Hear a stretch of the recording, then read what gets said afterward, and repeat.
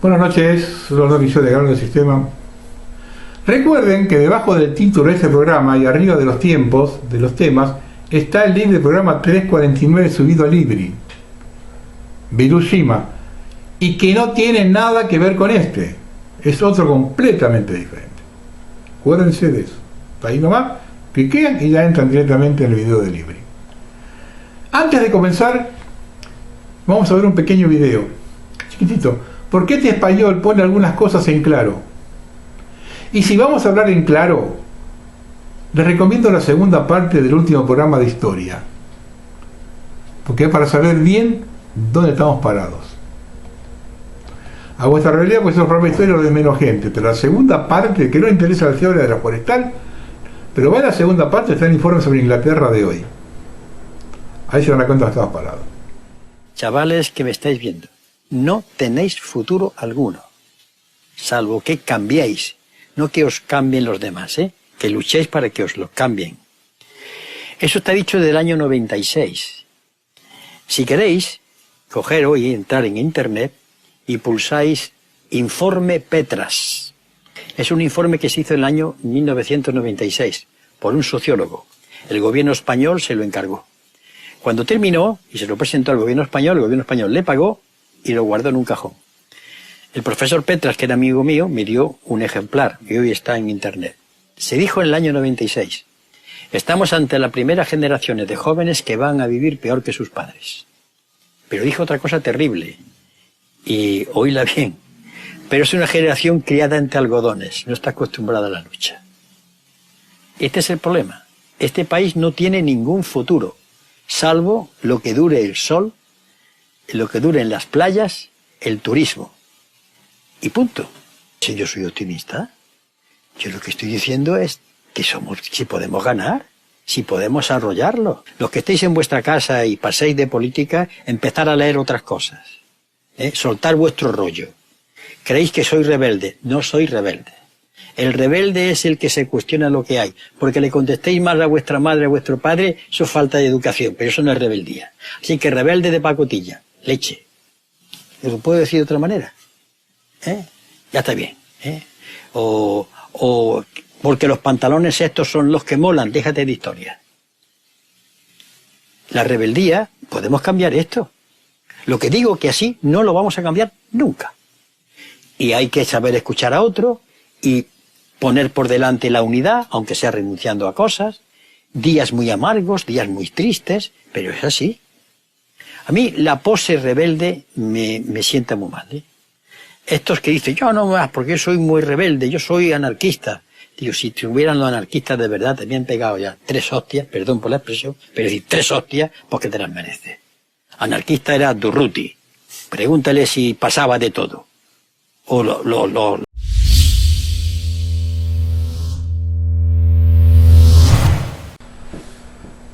Las cosas por su nombre. Quien vio el comienzo del programa de Libri, el doctor Roberto Petrella, al final hace una referencia a la Argentina como un laboratorio de experimentación. De eso habla todo el mundo. El nuestro es un país paradigmático, único en el planeta y posiblemente en la galaxia. Ernstes geschieht in Argentinien und die Welt weiß es nicht. Hast du eine Minute Zeit? Ich fasse es hier in 6 Punkten zusammen. Die Argentinier befinden sich seit über 120 Tagen in Haft. Es ist nicht nur die weltweite längste Quarantäne, sie ist auch die nutzloseste. Die Infektionsfälle haben angeblich niemals aufgehört zu steigen. Der Präsident und viele Gouverneure machen sich den Coronavirus zunutze und regieren ohne jegliche Kontrolle. Weißt du, wer so etwas früher gemacht hat? Die letzte Militärdiktatur. Es wird per Dekret regiert, während der Kongress und das Justizministerium geschlossen bleiben. Die Wirtschaft ist ein Chaos, die Inflation grassiert, die Armut ist seit dem Amtsantritt dieser Region von 30 auf 50% gestiegen. Multinationale Unternehmen geben ihre Filialen in Argentinien auf. Tausende von kleinen Geschäften und mittelständischen Unternehmen gehen jeden Monat bankrott. Die Menschen sind pleite und viele haben nichts mehr zu essen. Anhänger des Präsidenten haben Ernten in Brand gesteckt. Gefangene aller Art sind freigelassen worden. Die Polizei hat Menschen getötet. und verschwinden lassen, einfach weil sie sich nicht an die Quarantäne gehalten haben. Und obendrein töteten sie einen der Reuigen, der Vizepräsidentin Christina Kirchner in ihren unzähligen Gerichtsverfahren am meisten kompromittiert hätte. Die Rede- und Pressefreiheit ist ernsthaft bedroht. Journalisten werden eingeschüchtert und bedroht. Soziale Netzwerke werden kontrolliert. Die Regierung nutzt die Pandemie, um Angst in die Bevölkerung zu verbreiten und so dass Menschen jeden Tag weniger Meinung äußern dürfen und die Regierung so mehr Macht bekommt. Sie wollen aus Argentinien ein noch autoritäreres Land machen. Die Welt muss wissen, was in Argentinien geschieht. Bitte teile dieses Video. Por favor, comparte este video. Compartile este video. Veuillez partager cette vidéo. Condividi questo video. Quienes hemos tenido la suerte de vivir todo el derrotero de la decadencia, y cuando digo suerte me refiero a que nadie me lo puede contar ni tergiversar, tenemos autoridad para explicarlo. Argentina no era un país deslumbrante, pero tenía un balance que lo hacía muy apto para vivir. El peronismo de los 50 levantó socialmente a los sectores más bajos, desactivando una bomba de tiempo. Dio movilidad social y acceso a bienes. Y lo más interesante, que trató que esos bienes se fabricaran en el país. Esa base no fue demasiado alterada por los gobiernos que lo sucedieran, sean estos civiles o militares. Por eso es que se llega a 1970 con un 3% de desocupación real, no existían los planes sociales, 5% de pobreza, y el 95% de lo que consumíamos era producido en el país. Crecíamos a una tasa normal que alcanzaba para incluir a los que se sumaban al mercado laboral. Como escribió Eduardo Mallea, atender el rumor dulce de su pausado crecimiento. No teníamos problemas raciales, el país estaba integrado políticamente, todos se sentían argentinos. ¿Había problema? Por supuesto. ¿Disimulado? ¿Tapado debajo de la alfombra? Puede ser. Pero había un acuerdo tácito de no agitar las olas. Y fundamentalmente respeto entre generaciones religiosas, raciales, clasistas. Nadie se metía con nadie si nadie se metía con uno. Hasta que los traidores salieron a la superficie. Si tengo que buscar una fecha donde comienza todo, yo me remito a la destitución de Ilia por varias cosas. Primero, porque no había ningún motivo para derrocarlo. Fue claramente un pacto sindical militar que Onganía después pagó creando las obras sociales que les entregó a los sindicatos. No se alteró sustancialmente ese modelo económico que detallé más adelante. Mucha gente de clase media con el gobierno de Onganía pudo comprarse su departamento. Pero generó las condiciones para que la guerrilla se instalara con fuerza en nuestro país. Y con el terrorismo llegó el golpe de Estado liberal y la destrucción de la economía. El argentino medio comenzó a conocer el dólar con la primera bicicleta financiera y todo lo que ya conocemos de memoria. Y llegamos a la situación actual, donde está todo desbordado, en un país que pasó en 45 años del 5% a más del 50% de pobreza, del 3% a más del 40% de desocupación, y donde con suerte producimos el 40% de lo que consumimos. Y con una diferencia social y una injusticia como nunca se vio. Y hemos perdido el autoabastecimiento de energía. Es decir, tenemos índices similares a los de los países de la posguerra. En estos días observé que después de los ataques a Beirut, los habitantes salieron a colocar horcas para los políticos. Enseguida lo relacioné con nuestros funcionarios judiciales y políticos que sostienen que los delincuentes son consecuencias del modelo económico. Por lo tanto, son más víctimas que los que ellos atacan. Y acá hay que reflexionar. Con ese mismo criterio, al que le roban la campera y el celular cuando regresa del trabajo, también sería víctima del sistema. Lo que viene a instalar la premisa falsa de que todo lo que vive en una villa serían delincuentes. Gracias a Dios no es así. Allí hay mucha gente honesta y trabajadora a la que debemos rescatar y aislar del resto. Pero hay algo más complejo, y es la responsabilidad de quienes aceptaron instalar esas medidas económicas y que nunca se han hecho cargo absolutamente de nada. y lo han llevado adelante por medio de la corrupción y de sus privilegios, lo que lo hace aún más irritante, ya que a medida que avanza la pobreza y disminuía el nivel de vida de la población, se multiplicaba infinitamente el propio. Y ahí es cuando me fijé en las orcas de Beirut. Alguno al escucharme debe estar haciendo la señal de la cruz o presionándose varias veces. ¿Qué dice este hombre? La pena de muerte. Señores, la pena de muerte ya está instalada en Argentina. En cada delincuente que sale a rabiar, asesinar. En cada traficante. Pero también la tiene oficializada el gobierno nacional. En lo que va del año se duplicaron las muertes por infarto, por no tener asistencia acorde. Se suspendieron las operaciones, los tratamientos de cualquier enfermedad, aumentaron potencialmente las enfermedades psicológicas y puedo seguir enumerándolo varios minutos más. Se está cometiendo un genocidio silencioso, sigiloso, sobre la población argentina ante el silencio de muchos, en especial de los medios, de los colegios de médicos, de todo el espectro político y judicial, pero también, y es bueno recordarlo, de aquellas colectividades que han sufrido un genocidio como la armenia y la judía y hoy se callan la boca. Y también me van a retrucar los puristas que dicen que no se puede poner la pena de muerte porque lo prohíbe el Pacto San José de Costa Rica. Todo es mentira. La Argentina vive en una completa mentira desde 1956. Y con la complicidad de las élites globales que no pueden mirar hacia otro lado y deben hacerse cargo. Nuestro país es Trucholandia, todo lo acontecido desde esa fecha hasta la actualidad es nulo de toda nulidad. Y un gobierno que se tilde de honesto debe anular cada uno de los actos que perjudicaron a la nación por ser inviables, inconstitucionales, ilícitos. A mí nadie me puede tildar de peronista, ¿les queda claro? Pero la única constitución vigente es la de 1949, les guste o no, se rasquen con un marlo si quieren, porque reformó la anterior conforme lo establecía la anterior, y fue derogada por un gobierno de facto, caso único en la historia de la humanidad. Y toma más valor a esa ilegalidad si tenemos en cuenta que la Corte Suprema de esa época, tal vez la única vez que la justicia tuvo algo de dignidad en la historia, se negó a derogarla, pese a la presión de un gobierno militar. Y peor aún en la sanción de la nueva 1957, cuyo llamado a elecciones para convencionales se hizo mediante la proscripción de la fuerza política mayoritaria y fue aprobada por la minoría, ya que la principal fuerza política de la convención, el frondicismo, se retiró de la sala antes de la votación. Esa fue la Constitución reformada en 1994,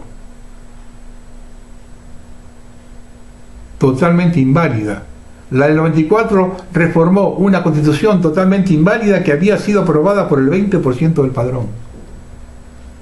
Y de prepo, no voluntariamente. No que después el 20% a votar, no, de prepo el 20% padrón solamente llegó a votar eso.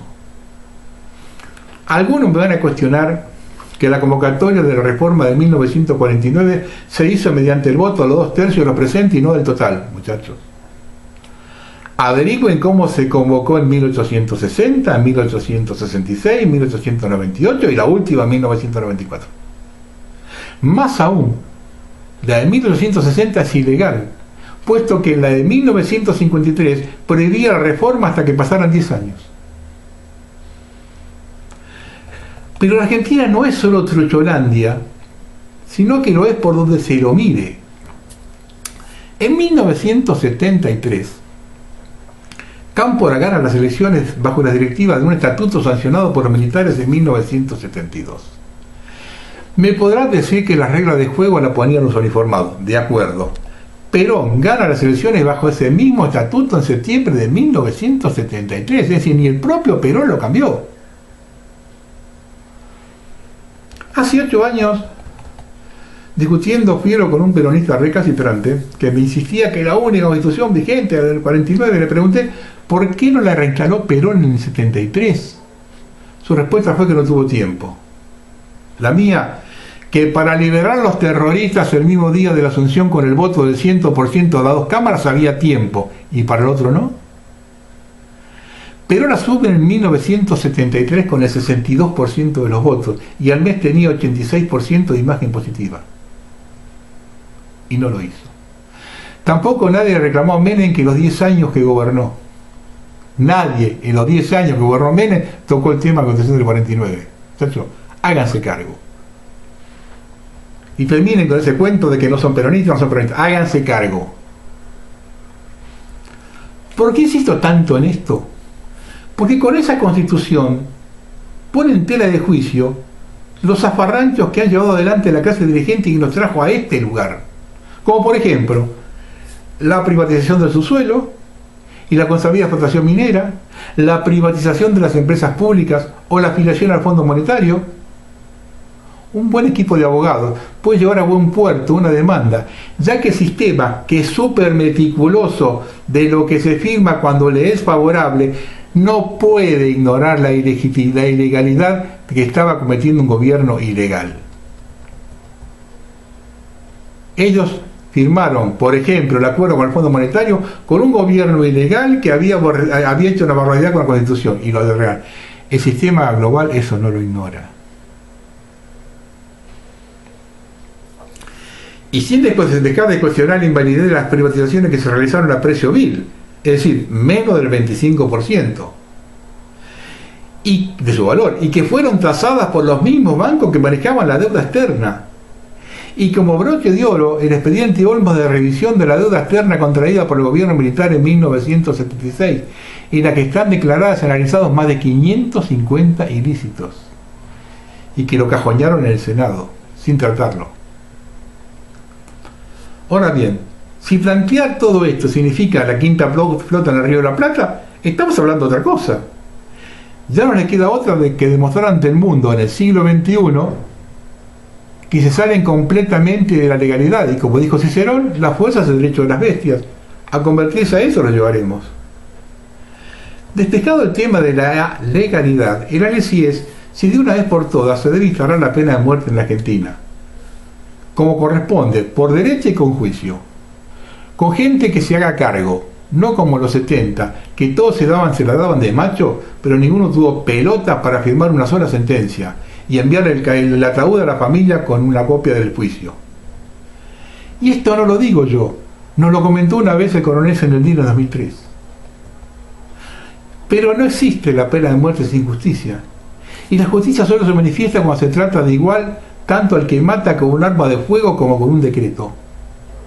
Es tan asesino el que trunca una vida con violencia que el que destruye vidas con una medida política. Es fundamental que toda aquella persona que ocupó un cargo público deba rendir cuenta de su gestión y de su patrimonio. Y quien no pueda justificarlo y no devuelva lo que no puede justificar, debe ser colocado al lado de quien asesinó al hijo de Carolina Píparo en su vientre. Del mismo modo que se debe terminar con la delincuencia organizada, se lo debe hacer con la corrupción organizada. Y en este último caso se debe llegar tan lejos como la información que se consiga. Por ejemplo, uno de los problemas más graves que es el presupuesto previsional. Aquí es donde hay que volcar toda la artillería. Y hay varias medidas para tomar. El primero y fundamental es terminar con el asistencialismo generando trabajo para todos. Con un nuevo modelo económico se puede lograr en 6 meses. Una vez de que el ANSES quede solo los jubilados con aportes, hay que revisar las jubilaciones una por una.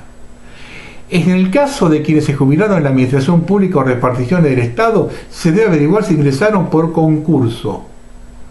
Las jubilaciones de privilegio deben desaparecer todas, por lo tanto se deberán recalcular los montos y devolver la diferencia cobrada.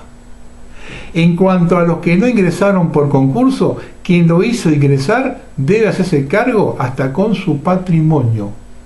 Y deben desaparecer todos los regímenes especiales. Se debe aportar un porcentaje entre empleado y empleador para todos igual. Quien quiera aportar más, que se lo administre o busque quien lo haga. Porque al final se termina firmando un contrato con el Estado donde éste se hace cargo de cosas que no le corresponde. Tenemos el caso del acuerdo firmado con la provincia de Córdoba, por el cual un pasivo cobra más que un activo. La idea general es recuperar la mayor parte del dinero que robó la dirigencia política. Los argentinos tienen en el exterior 450.000 millones de dólares, una cifra incalculable, otra cifra incalculable generada por la corrupción. Y estamos pendientes de un hilo para refinanciar una deuda de 100.000 millones. Un absurdo total. Que empiecen a hacerse cargo los responsables, tienen que comenzar a devolver lo robado. ¿Piensan que es imposible? Dentro del sistema, sí. Con 3 medidas que están perfectamente elaboradas, quedan patas para arriba en 30 días, se los aseguro. No tienen la menor idea y no hay ninguna filtración para que tomen sus recaudos. Y cuando la haya, porque se está poniendo en marcha el plan, ya será tarde. Marca la hora ya, listo. Es la hora, no es tarde, es la hora. Depende de nosotros nomás. Le reitero, ¿piensa que es imposible esto? Dentro del sistema, sí. Con 3 medidas que están perfectamente elaboradas, quedan patas para arriba 30 días, se los aseguro. No tienen la menor idea y no hay ninguna filtración para que tomen sus recaudos. Y cuando la haya, es porque se está poniendo el plan, ya será tarde. Porque los perjuicios de la filtración están contemplados. En tanto no haya justicia y truene el escarmiento que resuene por generaciones, no hay remedio posible. Yo estoy convencido de eso. Siguen pensando que es imposible, sigan como hasta ahora que vamos bien. Hace un año el 90% votó alquilerismo o macrismo. ¿Quieren que la Argentina cambie? Comiencen por ustedes.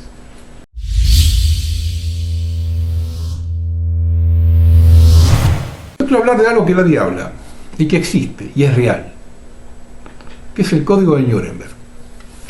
En estos días que se vienen con la vacuna obligatoria, es bueno recordar que está vigente el Código de Ética Médica de Nuremberg, que recoge una serie de principios que rigen la experimentación con seres humanos, que resultó de las deliberaciones de los juicios de Nuremberg al final de la Segunda Guerra Mundial. Fue publicado el 20 de agosto de 1947 como producto del juicio de Nuremberg, en el que junto con la jerarquía nazi resultaron condenados varios médicos por gravísimos atropellos contra los derechos humanos.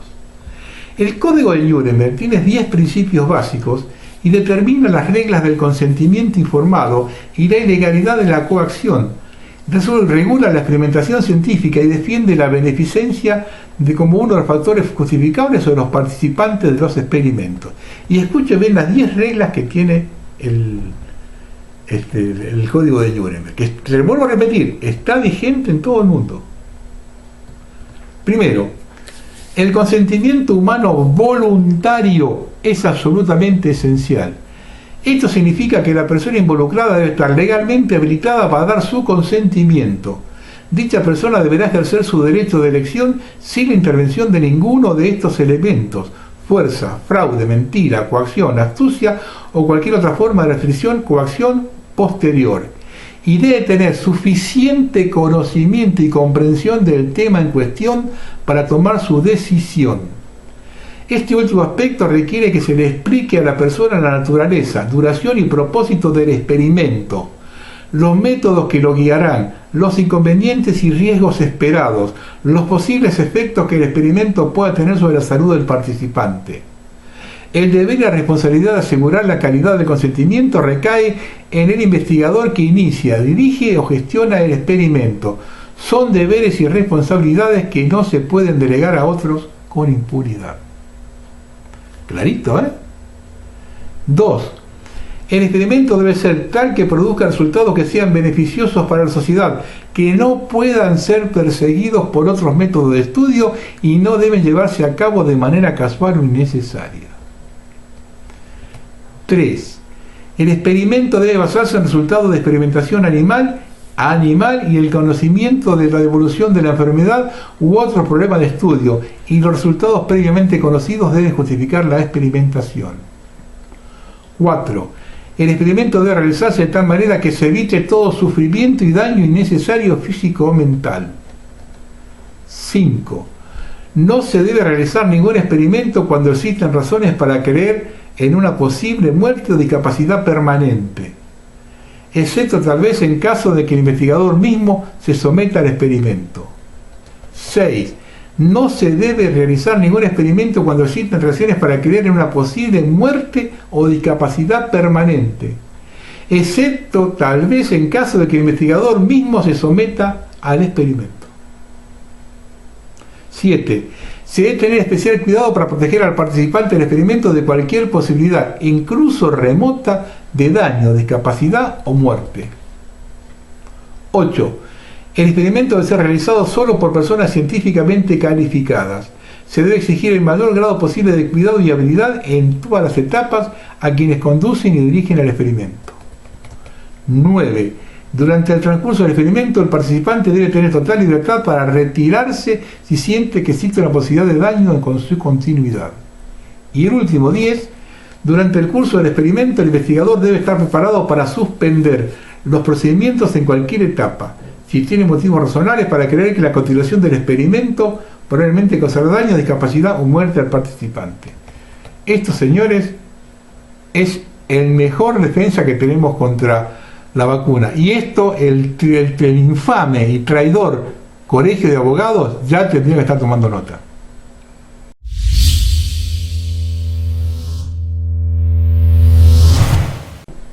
Esto es otra de las cosas que yo insisto, y acá nadie habla de esto. Es lo que está pasando en Miami con la investigación de hombre este que sacaron de Cabo Verde. Investigación en curso. Caso FIFA Gate. Cristina. Alejandro Bursaco, argentino, hermano de Eugenio Bursaco, número 2 del Ministerio de Seguridad del gobierno Mauricio Macri, fue detenido por el FBI en 2015. Decide colaborar con la investigación después de que 2 personas preguntaron por él en el lugar donde vivía en Italia. Uno de los datos que da la Corte de Nueva York a la jueza Pamela Kim Main-Chen del Distrito Federal de Nueva York es que cuando entregaban el dinero para pagar coimas en la financiera Altec Tour, los cuales después le entregaban ese dinero a 2 exfuncionarios K, Jorge Deltón, suicidado, y Pablo Paladino. Hilario Rodríguez, colaborador de Bursaco, registraba esos sobornos bajo el nombre de Cristina, refiriéndose a Cristina Kirchner, la reina cuando se llamaba Bursaco y todos los funcionarios. El agente especial FBI, Jared Randall, viajó a Buenos Aires en 2019 a buscar más información sobre fondos y bienes de Cristina Kirchner. Se reunió con funcionarios del Ministerio de Seguridad, la UIF y Justicia. Dice que regresó a Estados Unidos muy contento con los resultados. Este mismo agente es quien está a cargo de la investigación de la causa Panama Papers y FIFA Gate. En las 2 causas que investiga está involucrada Cristina Fernández y varios exfuncionarios argentinos antes que se burlaban antes del FBI. El detenido Alex Saab comenzó a hablar, lo hace todos los días con agentes del Departamento de Justicia y agentes federales de la DEA y del FBI, los cuales hace unos días viajaron a Suiza y China en busca de información de cuentas que nombró Alex Saab. Esto lo sabe el presidente de Colombia, Álvaro Duque, y el expresidente Uribe. Lo saben porque como aliados de Estados Unidos en la lucha contra las drogas y el terrorismo, y además porque Saab y su socio Pulido Vargas son colombianos. Ellos saben lo que está contando Saab. ¿Le habrán contado algo al gobierno argentino? Porque contrató a Tom Shannon, declarado chavista, amigo de Maduro. Su bufete hace 20 años trabaja para el chavismo, ex secretario de Estado del presidente Obama. Contratar a Shannon por $160.000 por mes, 2 millones al año. Dejen que me ría. Un bufete como el de Shannon, 45 en el ranking de los mejores bufetes de Estados Unidos, gana ese dinero en 5 minutos. Es ridículo. Es el mismo bufete que Shannon que defiende a PDVSA y Citgo, contratado por Chávez hace 20 años, que tenía contrato con Maduro para defender su gobierno. ¿Cuánto pagó Maduro en diciembre de 2019 a otra firma de abogados de Estados Unidos para que defienda a Venezuela? 12 billones de dólares a una firma que está 59 en el ranking y que no tiene un diplomático de carrera como Shannon en su staff. El mismo bufete contratado por Guaidó que le hizo recuperar 800 millones de dólares en un litigio con Londres por oro enviado por Maduro. Y Alberto Fernández, por buena gente, solo le paga 2 millones a Shannon. No me lo creo. Algo no está bien. ¿Qué le dijeron? ¿Por qué necesitan hacer lobby? ¿Saber lo que está pasando en DC?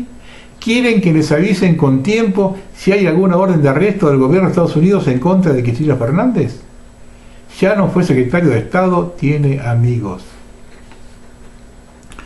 Es tan grande la investigación y tan grande la cantidad de datos que tiene Saab que el Departamento de Justicia designó a 5 fiscales federales y sus ayudantes para trabajar junto al FBI y la DEA para desentrañar la red de lavado de dinero que involucra el régimen de Nicolás Maduro, Cuba, Argentina, Panamá, Seychelles, Granadina, San Vicente, Rusia, Turquía, China e Irán.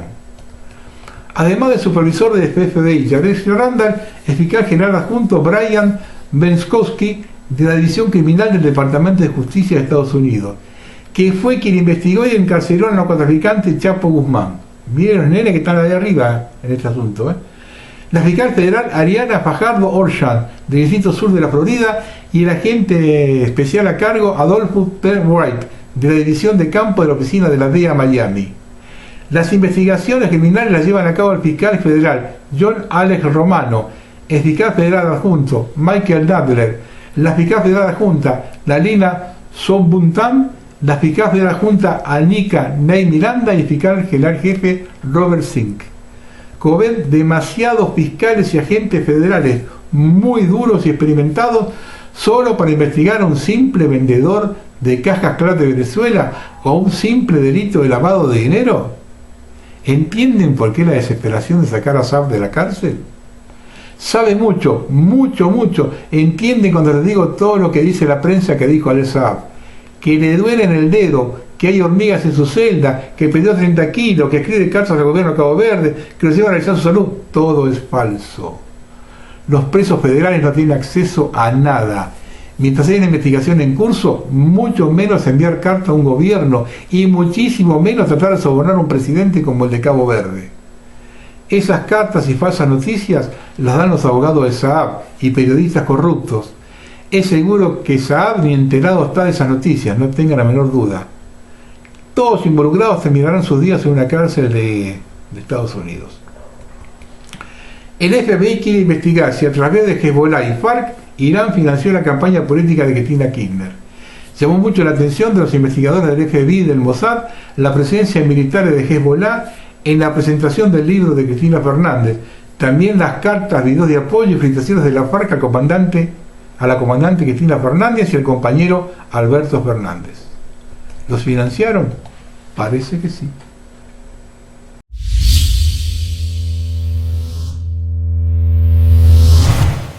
Bueno, igual que la sección de la semana pasada, ¿no? Argentina, un país con buena gente. Cosa Vederes, ¿no? Le decía Sancho a Don Quijote, ¿no? El gobierno argentino anunció una nueva asociación con la AstraZeneca para la producción local del proyecto de vacuna contra el COVID-19. AstraZeneca en Argentina es el mismo que hizo negocio con el Mitrofosol y que pertenece al grupo BlackRock. Este proyecto entre la empresa británica y la Unión Oxford recibió una inversión de 84 millones de libras del gobierno británico. Qué bueno es retroceder 100 años, ¿eh?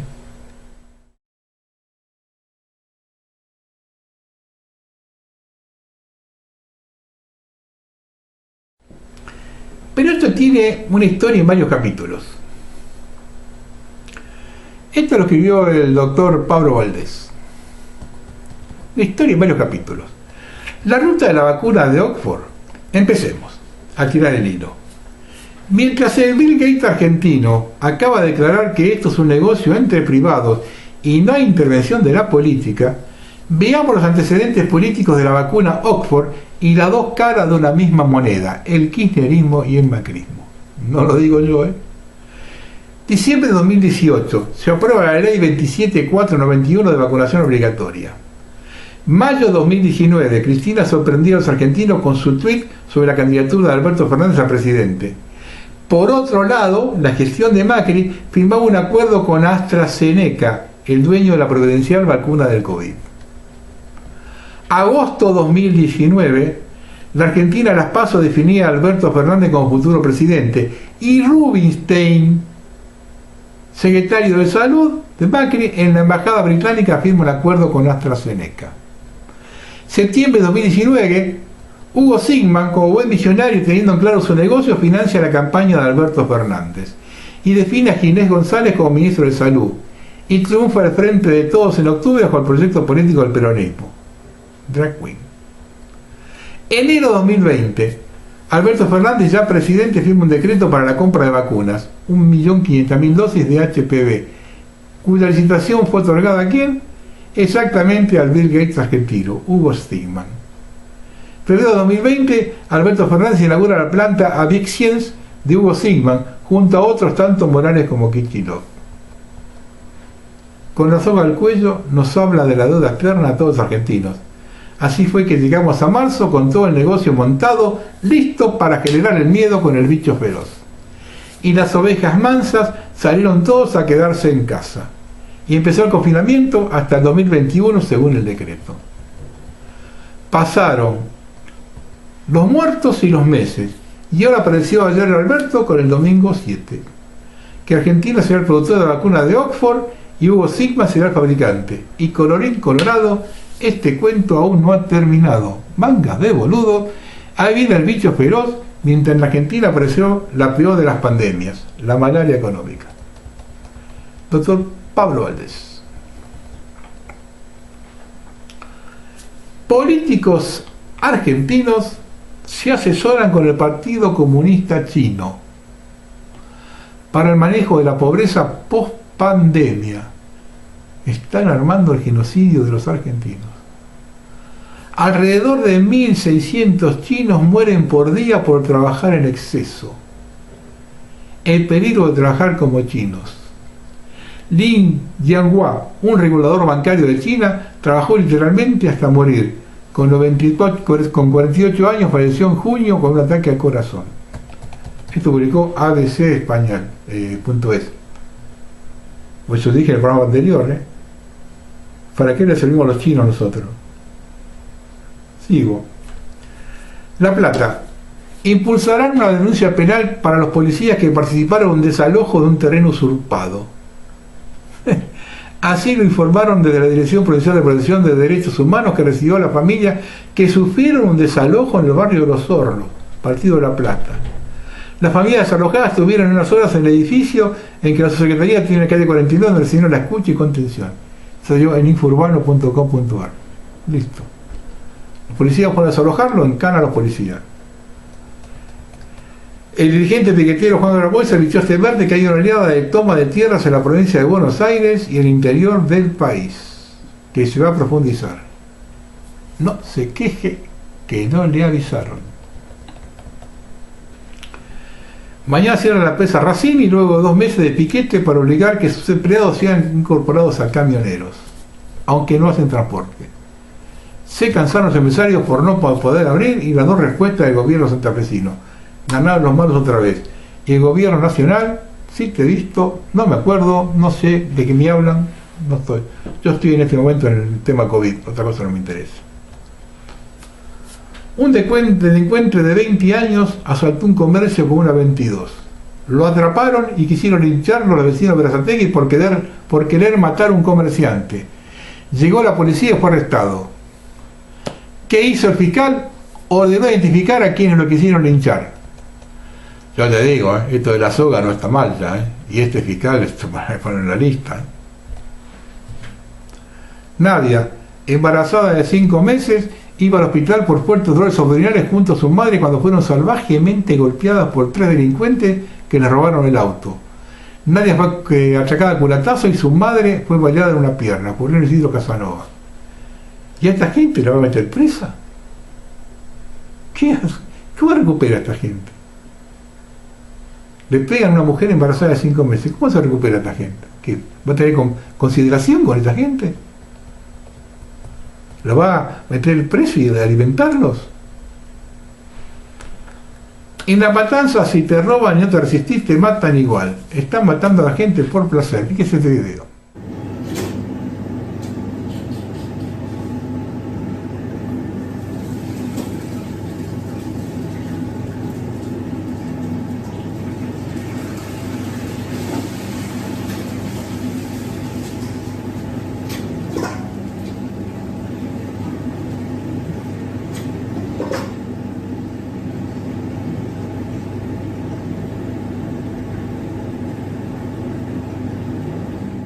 O eso sí, a los que quieren trabajar o abrir un negocio hay que meterlos presos, como este comerciante de Lanús. Señor, usted abre un negocio, tiene que ir en cana, no tiene ningún derecho a abrir su negocio.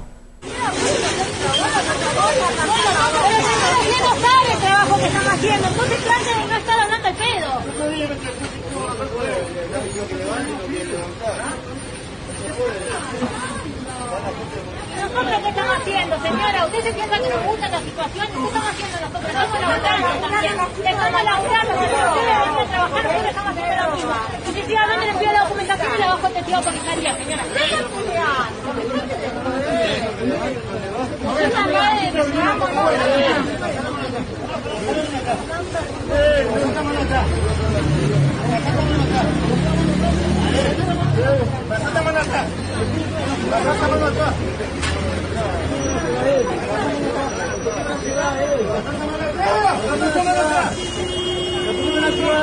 Otra. Esto encontraron en la camioneta de Osvaldo Rolón, secretario del gobernador de Formosa, íntimo amigo de Alberto Fernández. La maravilla, la vez pasada Alberto Fernández dijo prácticamente que era un prócer Eifran, gobernador de Formosa, una de las provincias con mayor carencia. Miren, lo encontraron en la camioneta.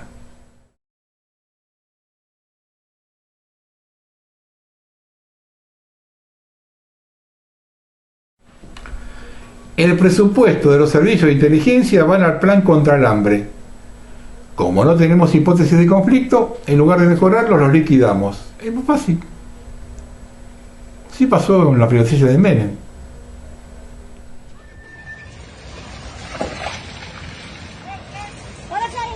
Baja.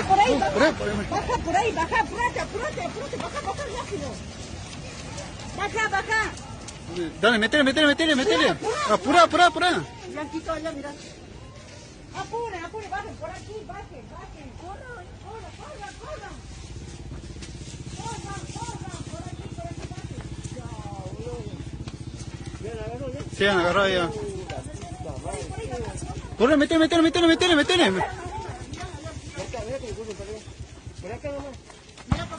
Te están disparando ya. Apura, metele. Corran nomás. Corran ustedes. Sí, déjenle para ustedes, corran.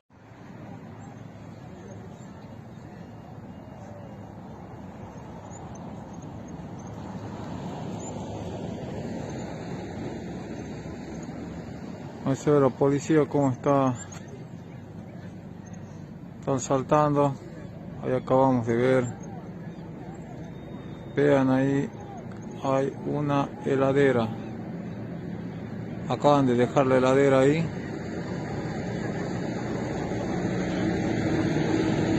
Ahí está, en el centro, no sé si ven una heladera en negro, se escuchan tiros. Está la policía, se siguen escuchando tiros, balas de goma, gendarmería. La verdad que hay mucho descontrol. Aquí se ve también en la otra parte.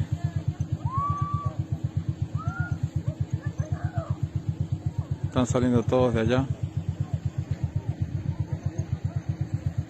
Se animaron a traer una Inelro y está en ese lugar, no sé si la pueden ver justamente ahí.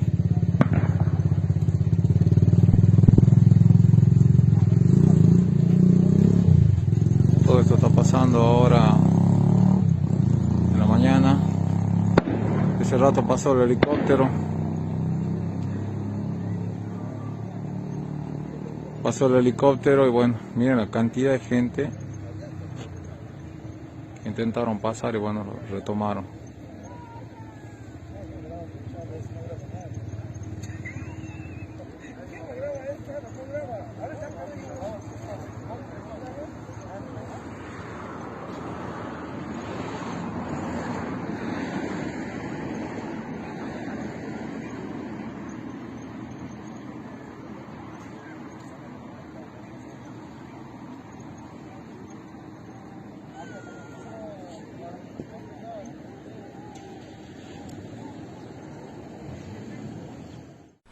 Si el objetivo fuera la salud, El gobierno tendría que verificar si las mascarillas, ¿no?, los barbijos utilizados están homologados con la certificación de nanofiltrado FFP3.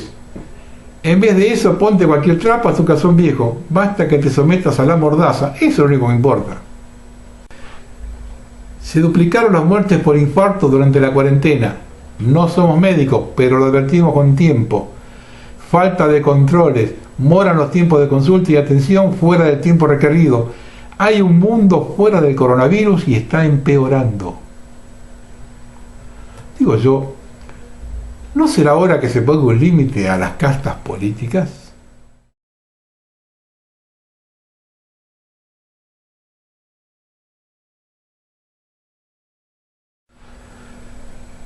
Ante todo se debe hacer hincapié en la ecología, en el cuidado del medio ambiente y sobre todo forestar y cuidar los árboles, como hace la Municipalidad de Junín.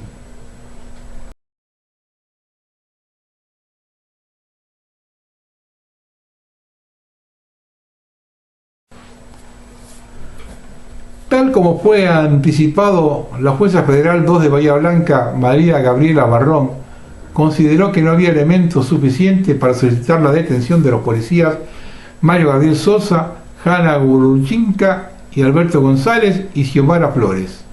A la madre de Facundo se la denigra, el fiscal no la quiere atender. Solo les pido una cosa, digan quién está detrás, a quién están protegiendo, porque cuando una cosa está empantanada como esto, hay un pescado gordo atrás. Esta justicia argentina ya no es vergonzante, es una mierda.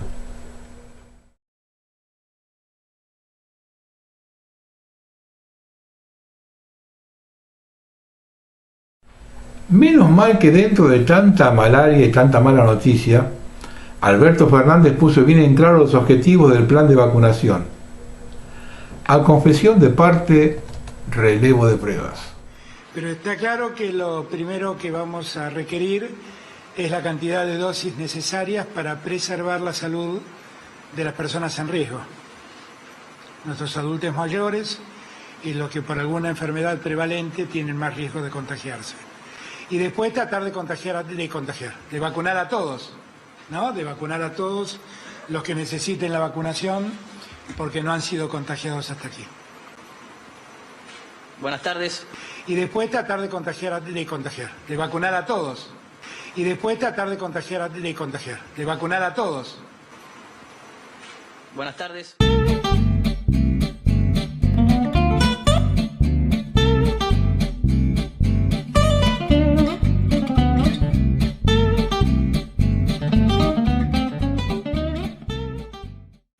Este es el mismo Alberto Fernández que hablaba sobre la muerte de Nisman antes de contagiarse de síndrome de Estocolmo. No cree que se ha suicidado es Cristina Fernández de Kirchner. Cristina Fernández de Kirchner ha dicho públicamente dos cosas que increíblemente la oposición no le pide más explicaciones. Lo primero que ha dicho fue que ella no tiene ninguna duda que a Nisman lo mataron. Primero dijo que era un suicidio, pero al día siguiente dijo que no tiene ninguna duda que lo habían matado. Y dijo algo más grave, dijo que lo mató una guerra entre servicios de inteligencia. Y la guerra de los servicios de inteligencia es una responsabilidad del Estado, no es una responsabilidad...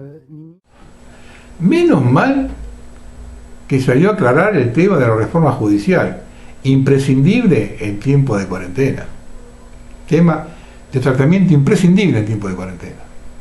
Existe, lo nombró el gobierno. Si son malos, es culpa del gobierno, si no tiene obligación de nombrarlos. Esta es una enorme ficción, es una enorme mentira.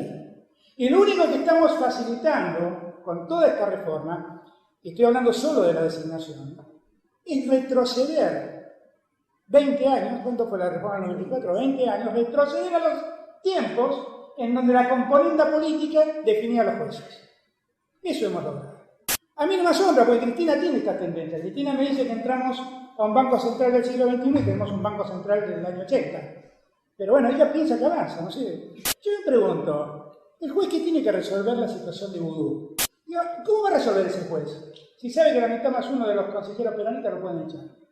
¿A quién beneficia esto? ¿Al ciudadano que está pagando chicones o a Vudú que zafa? Vamos a seguir exigiendo que las 2/3 partes del Consejo deban votar para echar un juez. No lo dije yo, lo dijo ella. Y ahora manda esto. ¿Qué le pasó a Cristina? ¿Saben qué le pasó? La que se beneficia con el crimen es Picudo. La que se beneficia con el crimen es Picudo. Y que seamos capaces de discutir este tema porque hubo un momento en donde sentí que era imposible discutir las cosas en la Argentina. Yo me acuerdo que escribí un artículo que se llamaba ¿Cómo hablar de la ley de medios y no morir en el intento? Y me mataron igual. Bueno, y ahí tienen la ley de medios. Sirve para que nos digan cuándo viene la tanda, que aparentemente antes no lo sabíamos. Entonces, yo me pregunto, ¿para qué tenemos que correr detrás de la locura del poder? ¿Para qué tenemos que correr detrás de la locura? Porque después el poder, por H o por B, desaparece, pero nosotros nos quedamos con todas estas normas. A mí me asombra que en esta Argentina nosotros todavía estemos discutiendo estas cosas. Pues nosotros vivimos en un país donde la justicia un día se puso al servicio del poder político. Y lo que nos pasaba es que la gente desaparecía, íbamos con habeas corpus y los jueces se reían. Y después nosotros vivimos en un país democrático donde la Corte Suprema tuvo una mayoría automática que solo resolvía lo que el poder político le exigía. Y nosotros íbamos a reclamar por las tarifas y nos mandaban de vuelta a casa. Por lo tanto, a esta altura de los acontecimientos, los argentinos deberíamos saber. Nuestro presidente tiene el récord que toda su vida laboral fue a expensa del Estado, ya sea como empleado o lobista de los privados que hacían negociados con el Estado. Pero una vez trabajó en forma privada como abogado y lo hizo para defender al Gran Pucho. Pregunto, ¿por qué no nos aclaran de una vez por todas el calendario de la cuarentena hasta marzo del 2021? Si el decreto es por un año.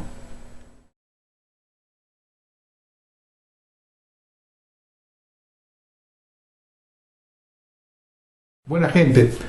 Un enfermero recuperado de coronavirus fue golpeado por sus vecinos del barrio Colonia Nueva Esperanza en la ciudad de Neuquén, que además le incendiaron la casa y le robaron el auto y otras pertenencias, según denunció hoy el propio agredido. Me encuentro atravesando una situación de extrema violencia contra mi persona por haber tenido COVID-19, declaró hoy Daniel Porro a la prensa, y contó que el viernes pasado fue golpeado por sus vecinos, quienes además le incendiaron la vivienda, le robaron el auto, la billetera y el celular.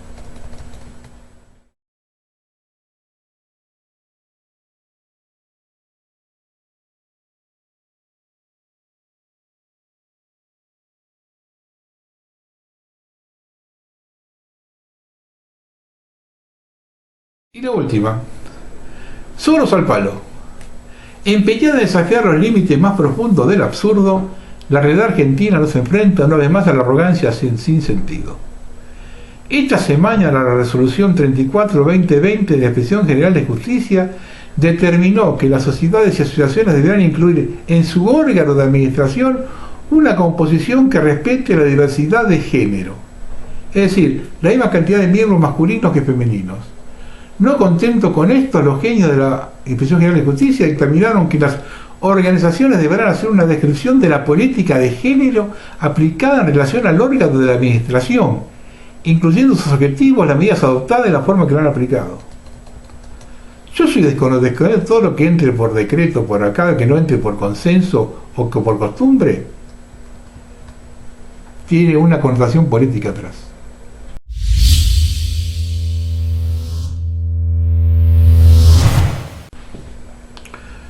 Yo toqué este tema en su momento, varias veces lo vengo tocando. Yo vengo insistiendo mucho con el tema del norte. Hace poco habló que estaba hablando también el tema de los luchas del Light White Water, ¿no? Cuando acá decían Quon, Light Water, no Matter. Ojo con esto, porque cuando empiezan a joder de esta forma, esto lo escribió Luis Gasulla, ¿no? El Chaco fuera de control.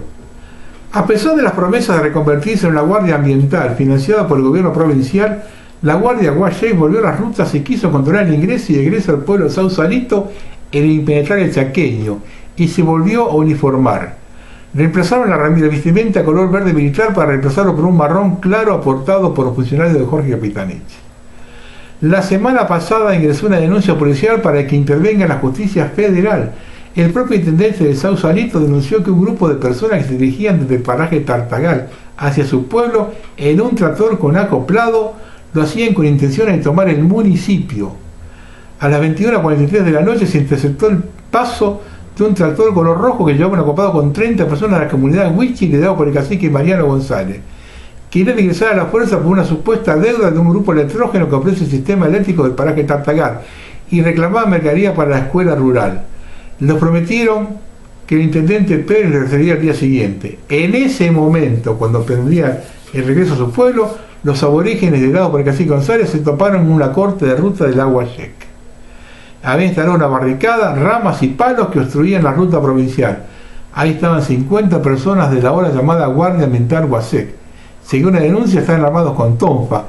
Estos en primera instancia no permitían el paso del móvil policial que llegó al lugar para evitar un posible enfrentamiento. Media hora después, tras una tensa conversación, aceptaron correrse de la ruta. Cuando el móvil logró ingresar hacia el pueblo, un agente de policía fue tomado del chaleco antibalas, empujado sin notificar la noticia. ¿Cuál es el juego, Capitanich? ¿Provocar una rebelión tipo Life Black Matter? Que el país, como está al borde del desastre, con la crisis económica, está todo al borde de todo acá. Acá en cualquier lugar del país, momentos a poner un fósforo va toda la miércoles, ¿eh?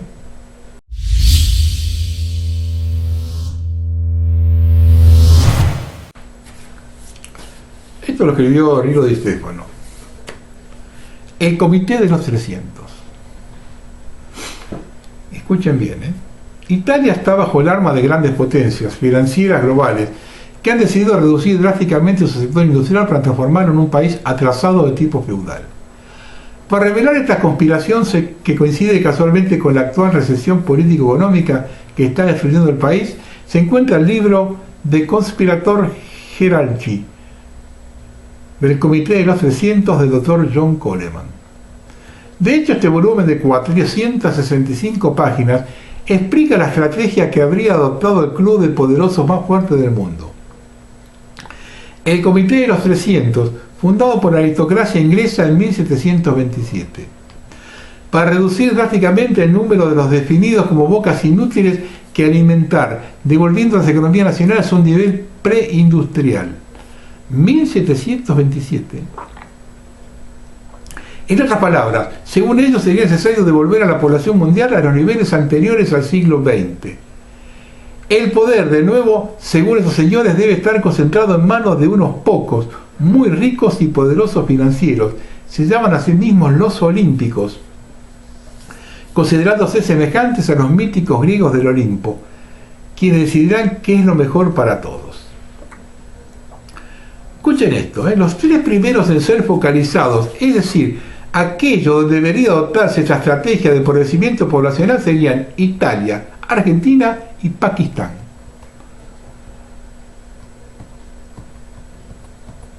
Esto no es un descubrimiento completamente nuevo. Ya en 1909 se había publicado un artículo en alemán, Geschichtliche Notebooks de Waterlaw, en el que se explicaba por primera vez que lo que sucedía en el mundo era obra de un pequeño grupo de individuos que actuaban según una estrategia precisa y reflexiva. La Revolución Rusa, la Primera Guerra Mundial, el ascenso de Hitler y la Segunda Guerra Mundial no serían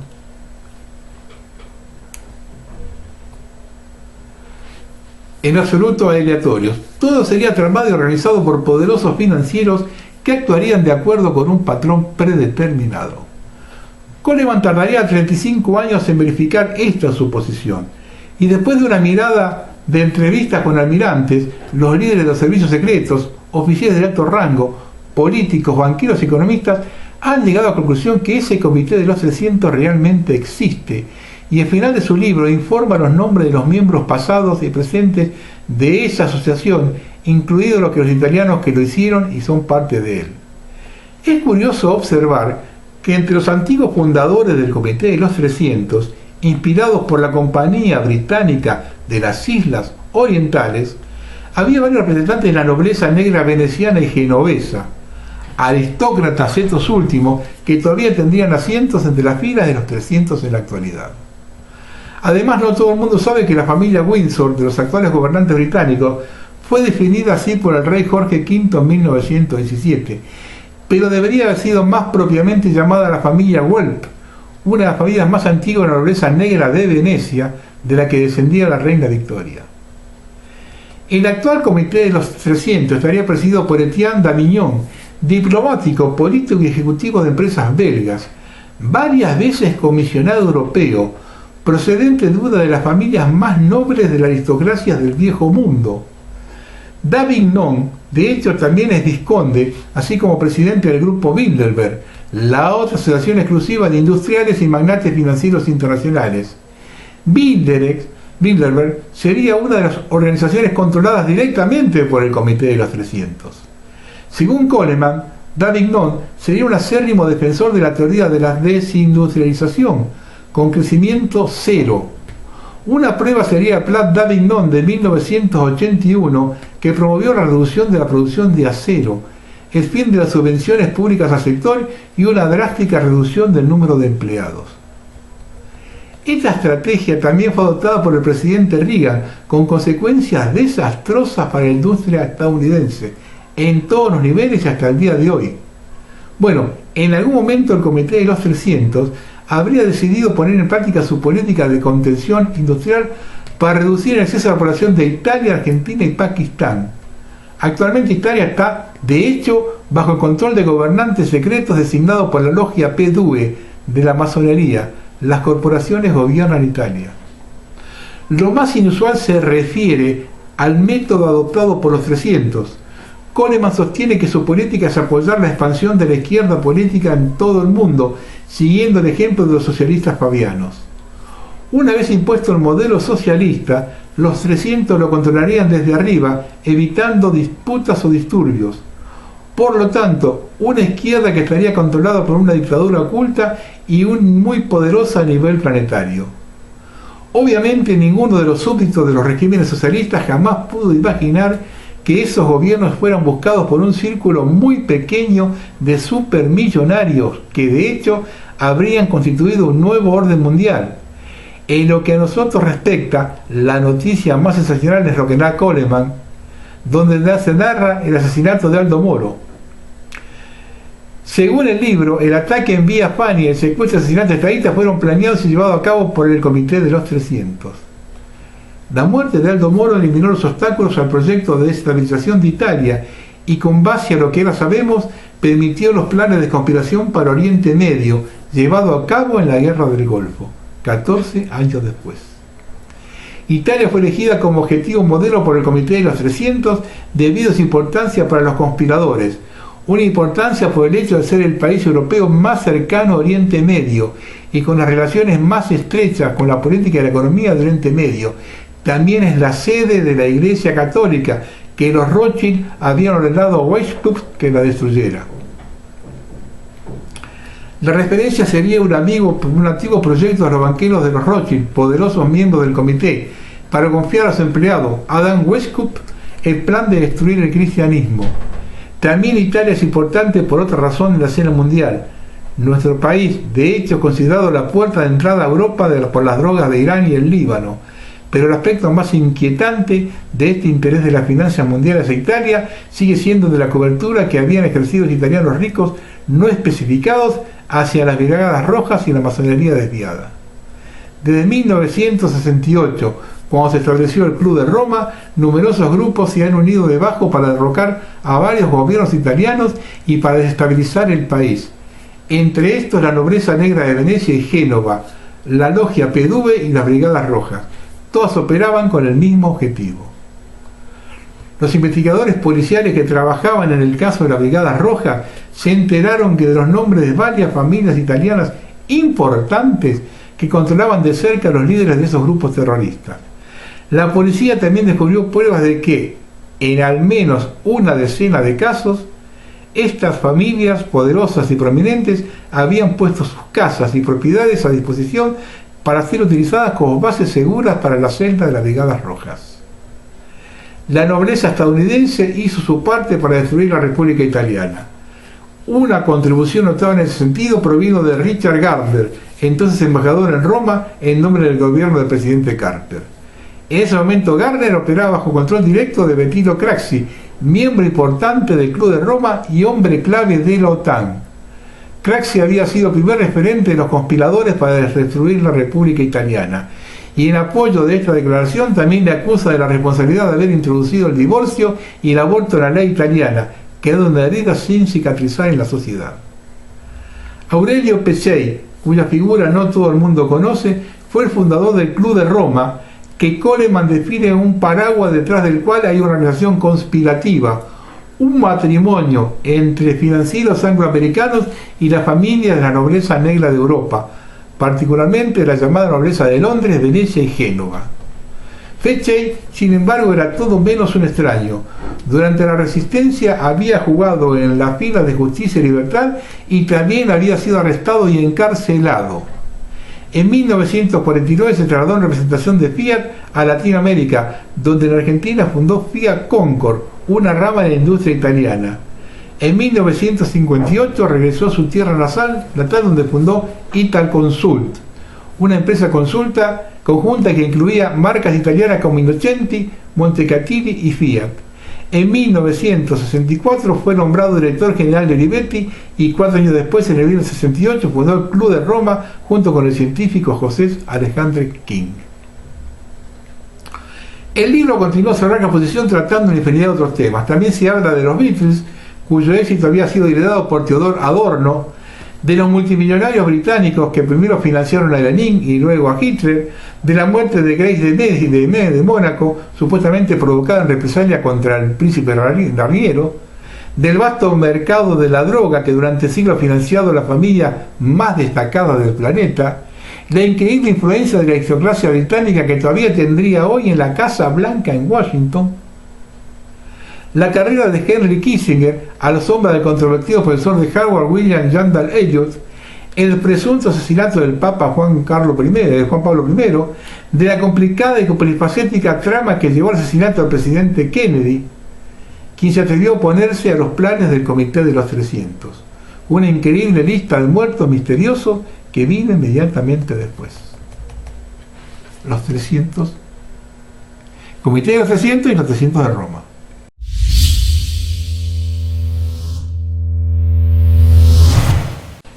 Hay un artículo muy sugestivo que escribió Santiago Rivas. Es muy interesante porque es propio de él por las apreciaciones que hace él.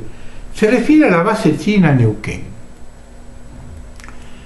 El pasado 7 de agosto, por pedido del gobierno chino, se publicó en el Boletín Oficial de la República Argentina la resolución que promulgó la ley de 2015 que ratifica el Tratado Internacional sellado durante el gobierno de Cristina Kirchner para instalar la base china para seguimiento de satélites en Bajada de Agrio, cerca de la localidad de Las Lajas, en la provincia de Neuquén. Debido a que la Agencia Espacial China opera bajo la órbita de sus Fuerzas Armadas, desde el comienzo se tuvieron sospechas sobre el posible uso con fines militares de la base Neuquén, a pesar de que las autoridades chinas en más de una oportunidad han sostenido que la base tendría un empleo netamente civil.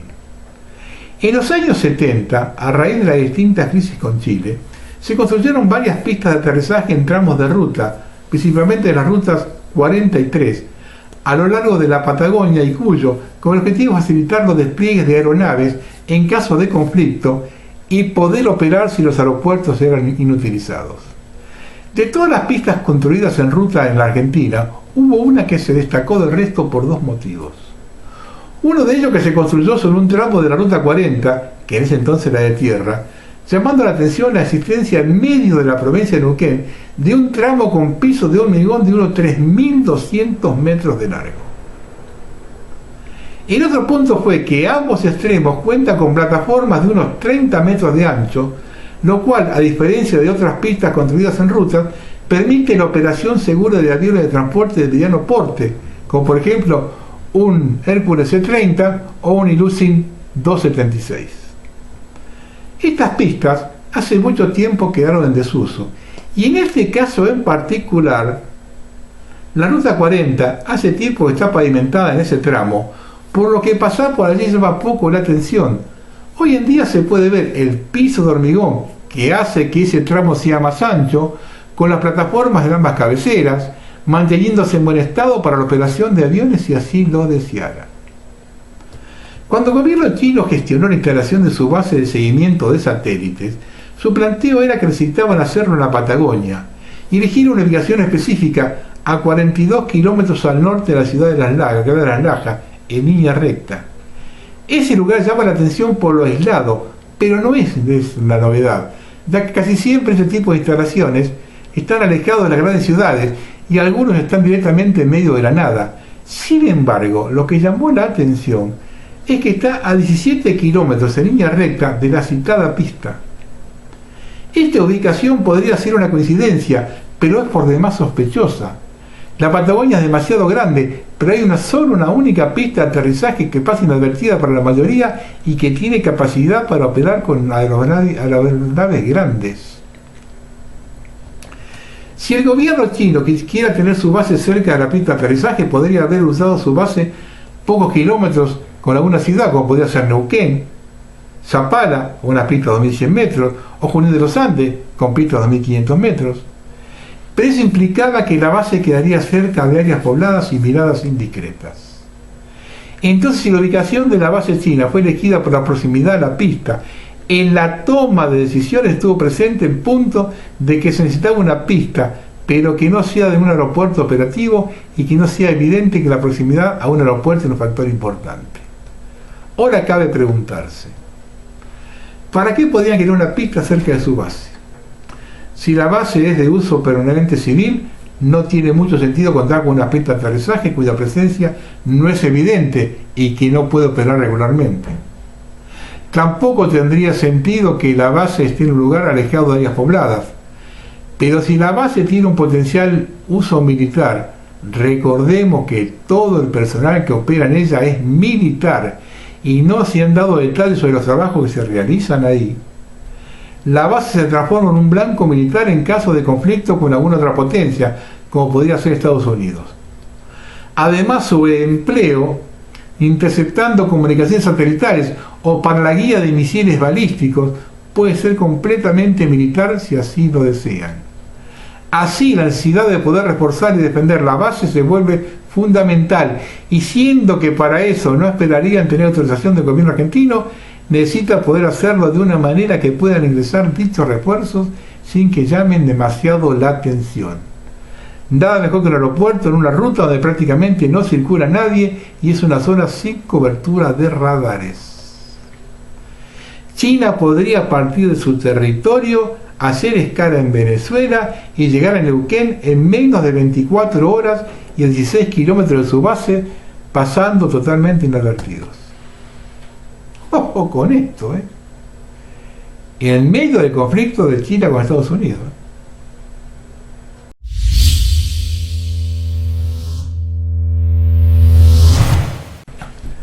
Yo voy a terminar con un corto video para que observen que con el gobierno nacional y popular somos todos iguales y que el aislamiento es parejo para todos. Buenas noches. Toda la cuadra de Maipú y La Quinta, lleno de micros, de catering. Parece que hay fiesta. Le dije al policía y me dijo que sí, que parece que hay fiesta adentro. Trajeron a varios de los muchachos para seguramente darles un asadito. Qué bueno que ellos puedan reunirse mientras uno no puede juntarse ni siquiera con su familia, ni sus hijos, ni sus nietos. ¿Qué? Acá estamos, muchachitos. Esto sigue siendo